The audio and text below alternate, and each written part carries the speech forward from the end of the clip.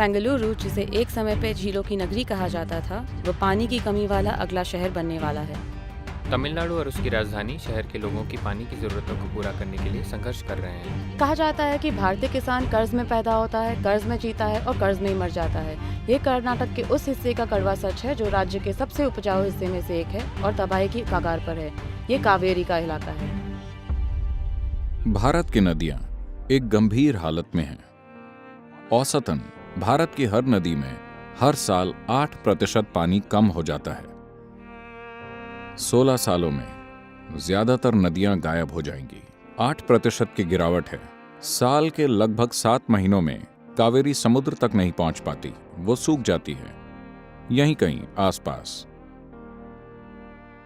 आज ये 46% कम है उससे जितना ये 40 साल पहले थी। आपके बच्चों या शायद उनके बच्चों को पता ही नहीं होगा कि कावेरी क्या है। जब हमने नदी अभियान शुरू किया था, हमने 50,000 से ज्यादा कला प्रतियोगिताएं की थीं पूरे देश में, क्योंकि हम बच्चों को जागरूक बनाना चाहते हैं। आप विश्वास नहीं करेंगे, कई बच्चों ने भूरी रेत का चित्र बनाया और उन्हें लगा यही नदी है, क्योंकि उन्होंने ऐसी ही नदी देखी है। सबसे बड़ी चिंता पानी नहीं है, सबसे बड़ी चिंता मिट्टी है। मिट्टी में पर्याप्त जैविक तत्व न होने का मतलब है आप पानी को रोक नहीं सकते।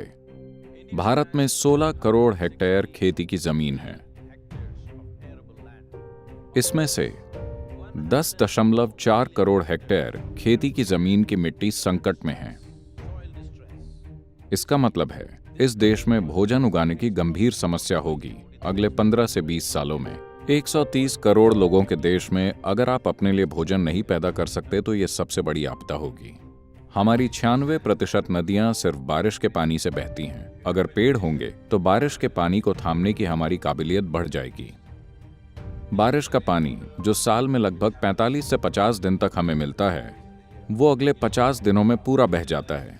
इस बहाव को धीरे करने का सिर्फ एक ही तरीका है, वो है पेड़। कोई और तरीका ही नहीं है। जंगलों को बढ़ाना असंभव है क्योंकि हमारी आबादी इतनी ज्यादा है। तो सिर्फ एक ही तरीका है, उन्हें पेड़ों पर आधारित खेती की ओर मोड़ना। कावेरी घाटी लगभग 83,000 वर्ग किलोमीटर क्षेत्र में फैली हुई है। हम इसके 1/3 हिस्से में पेड़ों की खेती लगाना चाहते हैं। अगर आप ऐसा करते हैं तो 46% की कमी जो नदी के पानी में हुई है उसकी भरपाई हो जाएगी। नदी फिर से बहने लगेगी। किसान अमीर और समृद्ध हो जाएंगे। जब मैं यूएन में बोल रहा था, मैंने कहा मैं इस विवाह को आधिकारिक रूप देना चाहता हूं। पर्यावरण और अर्थव्यवस्था का विवाह। सिर्फ तभी हम कुछ सार्थक पैदा कर पाएंगे। पर्यावरण लोगों की आर्थिक खुशहाली के खिलाफ नहीं है। पर्यावरण और अर्थव्यवस्था को साथ साथ चलना होगा। अर्थव्यवस्था को पर्यावरण के प्रति संवेदनशील होकर कैसे चलाएं, यह महत्वपूर्ण है। इस परियोजना का नाम है कावेरी पुकारे। तो वो बुला रही है, क्या आप सुन सकते हैं? यही प्रश्न है। हेलो, क्या आप सुन पा रहे हैं? कावेरी पुकार रही है।